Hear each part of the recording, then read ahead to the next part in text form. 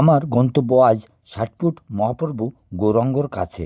চলুন আজ আপনাদের দেখাবো ৬০ ফুট মহাপ্রভুর গৌরাঙ্গর কাছে বা তার পাশের সমস্ত সিনারিগুলো দেখাবো। এটা নিমাইয়ের জন্মস্থান পার করছি। দেখুন ডান দিকে নিমাইয়ের জন্মস্থানের গেট, সেটাও আপনাদের দেখালাম, এবং এটা দ্বিতীয় গেট এবং নিমাইয়ের জন্মস্থানের ঘাট, সব কিছুই দেখাচ্ছি আপনাদের। আর আমি কিন্তু নবদ্বীপ পরের স্টেশন বিষ্ণুপ্রিয়ায় নেমেছি। বিষ্ণুপ্রিয়ার থেকে 20 টাকা ভাড়া নেয় এই মহাপ্রভু গৌরাঙ্গর কাছে পৌঁছাতে। আর আপনাদের সাথে কথা বলতে বলতেই চলে আসলাম মহাপ্রভুর গেটের সামনে। এখানে বাঁদিকে আছে টিকিট কাউন্টার, এখান থেকে 10 টাকা দিয়ে টিকিট কাটবেন। আর এটা কিন্তু প্রাচীন মায়াপুর। প্রাচীন মায়াপুরে এই মহাপ্রভুর ৬০ ফুটের মহাপ্রভু দেখবেন। আর তার আশেপাশেও আরও অনেক কিছু আছে দেখার, সব কিছুই আমি আজ চেষ্টা করব আপনাদের দেখানোর। এটি সেই প্রবেশপথ। এই প্রবেশপথ দিয়ে আপনি ঢুকে গিয়ে দেখবেন একটি সুড়ঙ্গ পথ করা আছে পাহাড় কেটে, সেই কৃত্রিমটাই তুলে ধরেছে এখানে।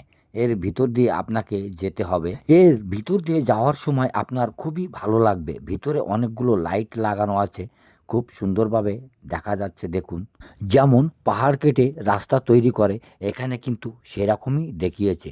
পাহাড় কেটে খুব সুন্দরভাবে রাস্তাগুলো তৈরি করেছে, ঠিক সেইভাবেই আপনাদের ফুটে তুলেছে রাস্তাটি। বেরিয়েই কিন্তু গৌরাঙ্গ মহাপ্রভুকে দেখা যায়। এরই ডান পাশে মহাপ্রভু দাঁড়িয়ে আছে। হাই, আমি আজ চলে আসি গৌরাঙ্গ মহাপ্রভুর কাছে। ৬০ ফুটের গৌরাঙ্গ মহাপ্রভুর কাছে আজ আমি আপনাদের দেখাবো। তাই আপনাদের কাছে অনুরোধ রইল, ভিডিওটি সম্পূর্ণ দেখবেন। আজ আপনাদের গৌরাঙ্গ মহাপ্রভু ৬০ ফুটের দেখাবো আমি।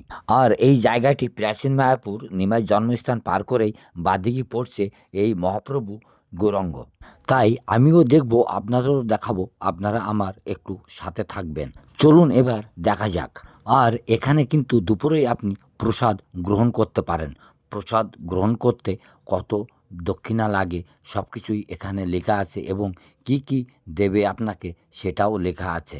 নরহরি শ্রীকৃষ্ণ সেবা মিশন, এখানে দুপুরে প্রসাদ গ্রহণ করা যায়।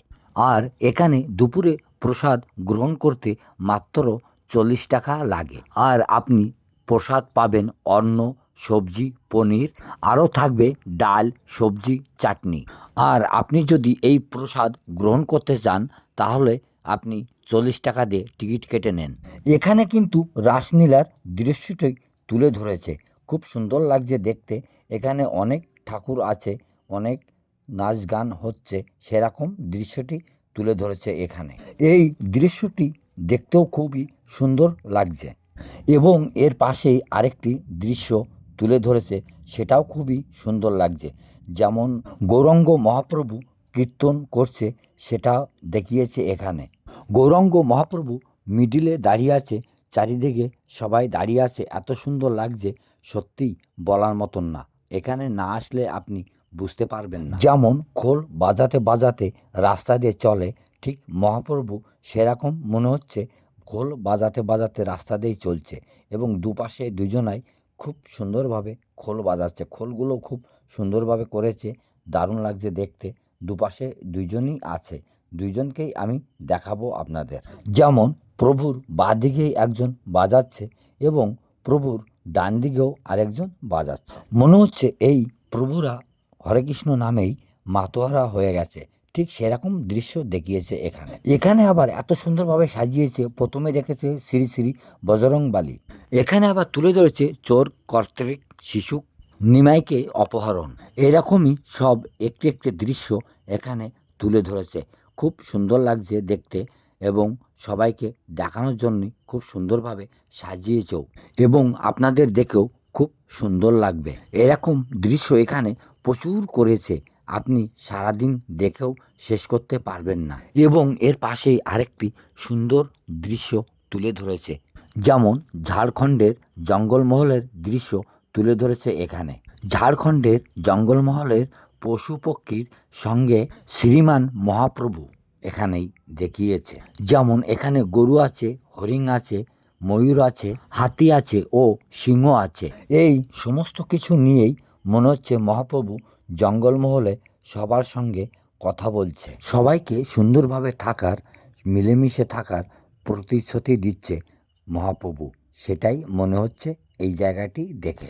এদিকে আবার সুন্দর আরেকটি জায়গা তৈরি করেছে, যেমন বদ্রীনাথ মন্দির, মা গঙ্গা, সবাইকে নিয়ে এখানে খুব সুন্দরভাবে একটি দৃশ্য তৈরি করেছে।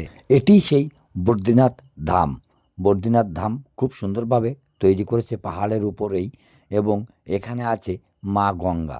এই গঙ্গা মায়ের এই দৃশ্যটি তৈরি করেছে পাহাড়ের নিচেই দাঁড়িয়ে আছে গঙ্গা দেবী। এর পাশেই কিন্তু সুন্দর একটি দৃশ্য দেখিয়েছে কৃষ্ণর।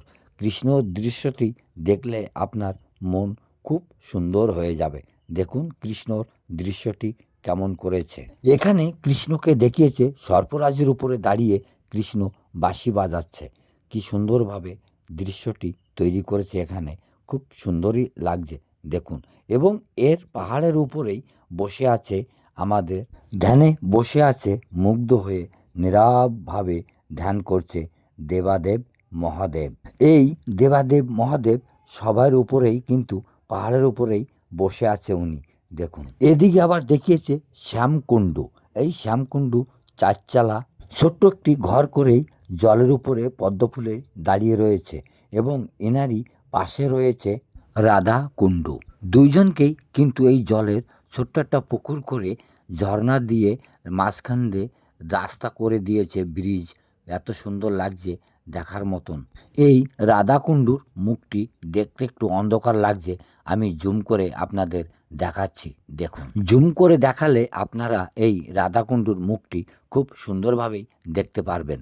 এবার চলুন আমরা যাব সেই 60 ফুটে মহাপ্রভু গৌরাঙ্গর কাছে চলে আসলাম, যা দেখার জন্য আমরা এত সময় অপেক্ষা করেছিলাম। এই 60 ফুটে মহাপ্রভুকে খুব সুন্দরভাবে তৈরি করেছে, অনেকটাই উঁচু। 60 ফুট মানে আপনারা বুঝতেই পারছেন।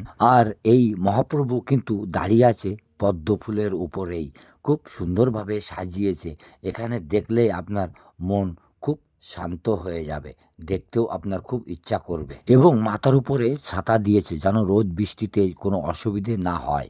এই মহাপ্রভুকে দেখে যদি ভালো লাগে তাহলে একটু সাবস্ক্রাইব করে দেবেন, আমাকে একটু সহযোগিতা করবেন। ধন্যবাদ।